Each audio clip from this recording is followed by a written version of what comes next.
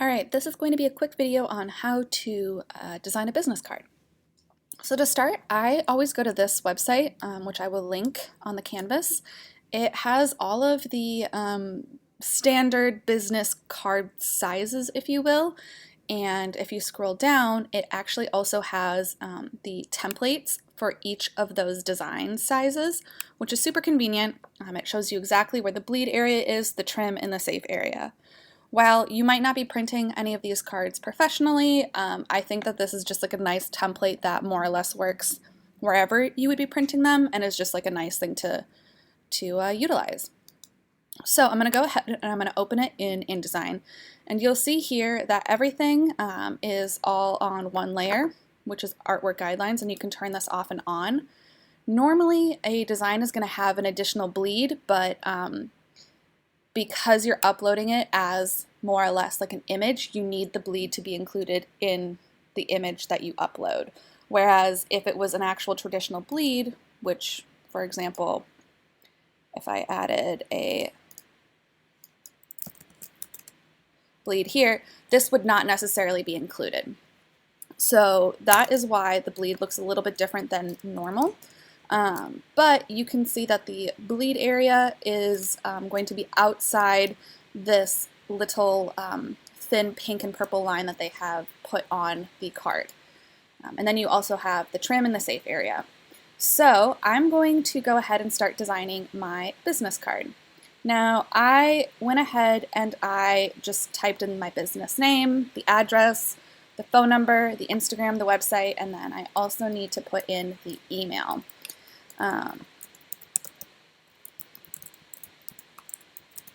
Something to keep in mind is the order of this information. So the business name is probably going to be something that you read first, and then it's up to you as to whether or not like the Instagram or the website are more important than the address or the phone number. I am fine with it just the way it is, but that isn't always the case. From here, I'm going to go ahead and I'm going to start thinking about colors really quickly, as well as adding some hierarchy with design. If I were to leave everything the same size, it would be really difficult to tell kind of what the most important piece of information is, and so you can go ahead and modify these things by changing the font, changing the color, changing the size, changing whether or not the font is all caps or if it's italicized, if it's lowercase, the thickness of the font, etc. And then on top of all of that, you have the location. So if I were to move, for example, the business name up, like already you kind of know that this is going to be where you start reading and then you'll go down below. So now I'm just going to go ahead and start designing.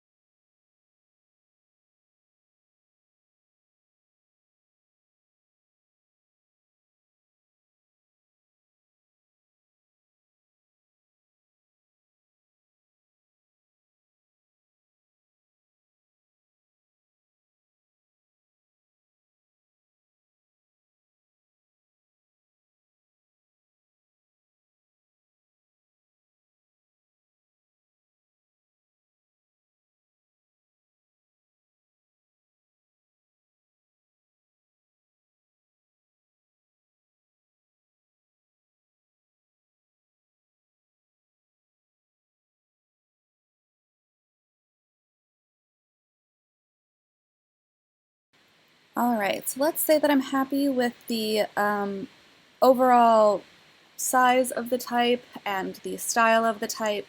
The next thing that I'm going to do is I'm going to start thinking about the actual guides that I'm going to create just to help with the hierarchy and the layout of the design.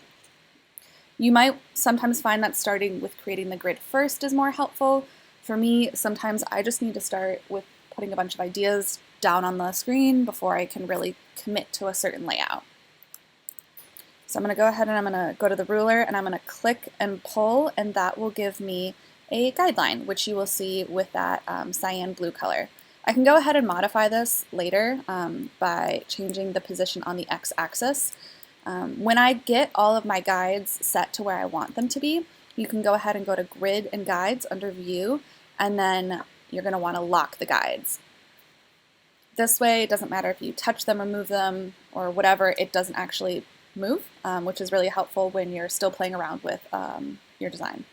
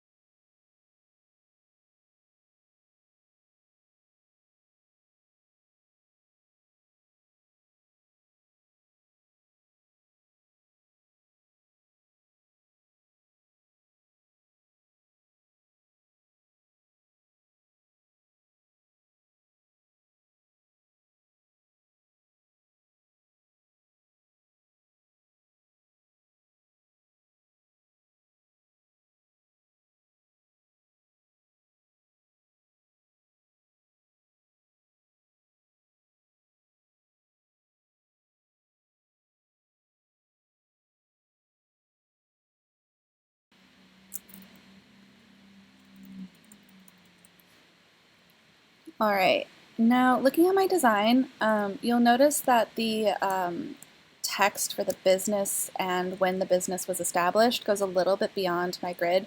Normally, I would really try and avoid this, but I didn't want to make the text any smaller. It's currently at 7 point. If you're curious as to how big that's actually going to be when you print it, you can always do Command 1, and that will show you the to scale size of your design.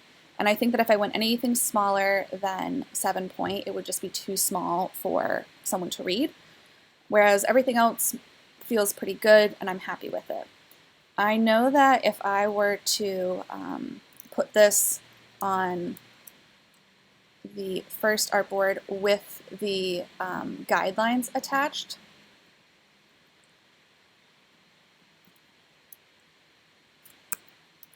that it would fit very nicely within that safe area, and so none of my design is going to accidentally be cut off. Now I'm going to go ahead and work on doing the front of the design.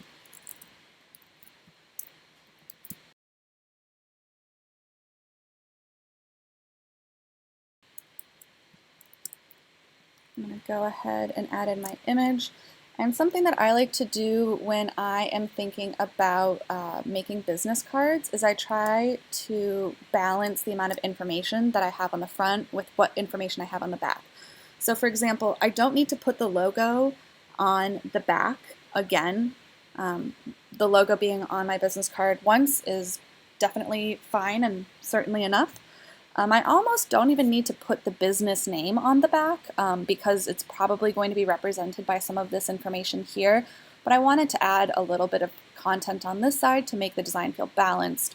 So when I think about how the business name kind of lives on the front of the business card, it's going to operate in a much different way. So what I mean by that is it's probably going to take kind of like the center stage, whereas on the back of the business card, it was a much smaller kind of detail.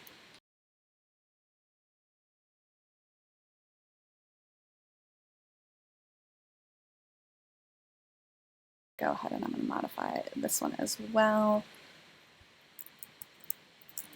And then I'm just going to play a little bit with the juxtaposition between how big the logo is and how big the type is underneath it. And again, you can press Command 1 to get a better idea of how big the text is actually going to be on the business card.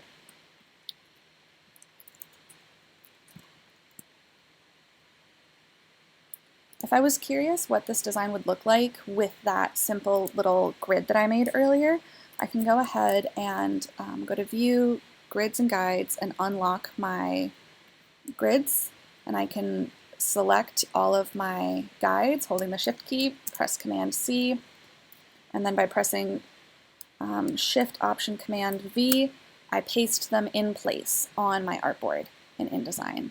I can now go ahead and just kind of see if there's any modifications that I would want to make in order for this to work within the already established grid.